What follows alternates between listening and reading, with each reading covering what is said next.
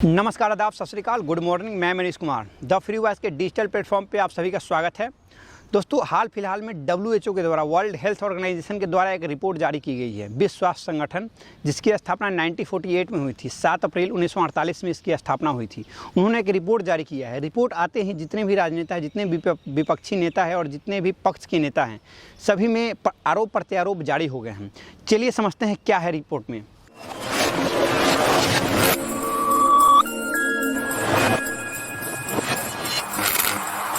दोस्तों, world health organisation, विश्व स्वास्थ्य संगठन ने जिस रिपोर्ट का जिक्र किया है, उस रिपोर्ट में बताया गया है कि कोविड के दौरान पिछले 2 सालों में 1 जनवरी 2020 से लेकर 31 दिसंबर 2021 के दरमियान लगभग 1.5 करोड़ से ज़्यादा लोगों की मृत्यु हुई है कोविड के दौरान, पूरे वर्ल्ड में बात करें तो।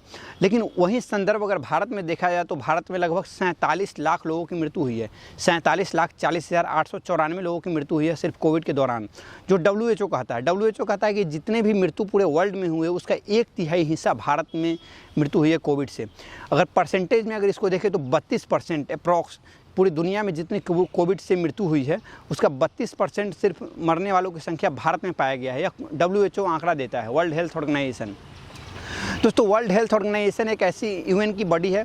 इन्होंने जो यह आंकड़ा दिया है, यह आंकड़ा लगभग जो भारत सरकार का डेटा है 4.8 लाख, जो भारत सरकार का स्वास्थ्य मंत्रालय डेटा देता है, क्या पूरा कोविड के दौरान जो मृत्यु हुई है भारत सरकार के द्वारा जो डेटा दिया गया है 4.8 लाख, उससे कहीं ना कहीं यह डेटा जो WHO का डेटा है 10 गुना ज़्यादा है।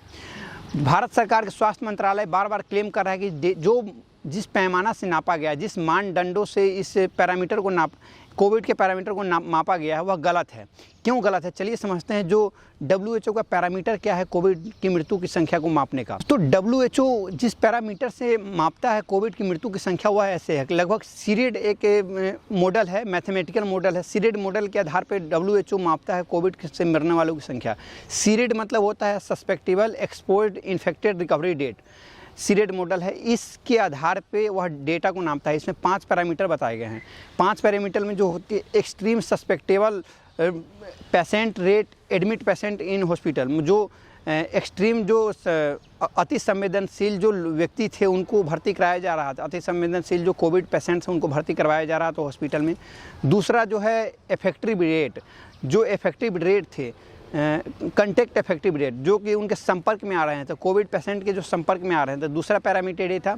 तीसरा पैरामीटर जो था इसमें जो बताया गया है नेचुरल मोर्टेलिटी रेट।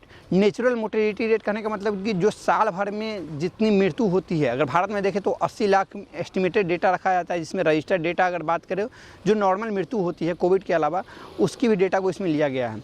और चौथा जो है रिकवरी रेट, रिकवरी रेट को इसमें लिया गया है, कितने लोग रिकवर हो रहे हैं तो कोविड के दौरान। और 5वां जो पैरामीटर लिया गया है, इसमें लिया गया है कि जो भी डेथ हो रही थी कोविड के कारण, जो दूसरी डेथ हो रही थी, मतलब कोविड हुआ, कोविड सही हो गई, लेकिन उसके बाद उसको हार्ट अटैक आ गया, कोविड के कारण जो अदर डिजीज कोविड के कारण हो रहे थे, तो उसको भी इसमें जोड़ा गया। लगभग 5 पैरामीटर को इसमें बताया गया है।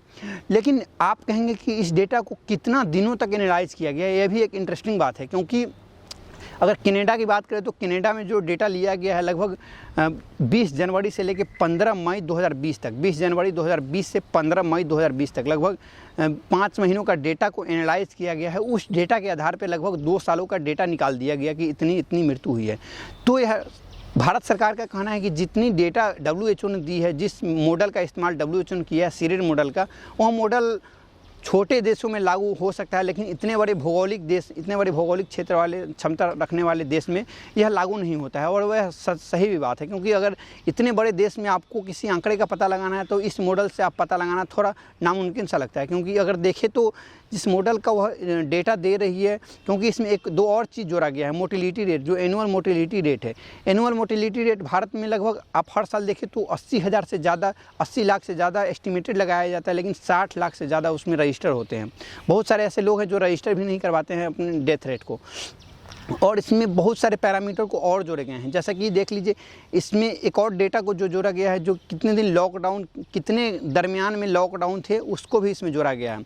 अगर एक और ब्राज़ील की बात देखें तो ब्राज़ील में भी लगभग 26 फरवरी 2020 से लेके 20 मई 2020 तक का डेटा को एनालाइज किया गया है। ऐसे भारत में ही कुछ एक पार्टिकुलर टाइम को डिसाइड करके और उस दरमियान का जो डेटा कलेक्ट करके और उससे पूरे 2 साल का डेटा को बनाया गया है।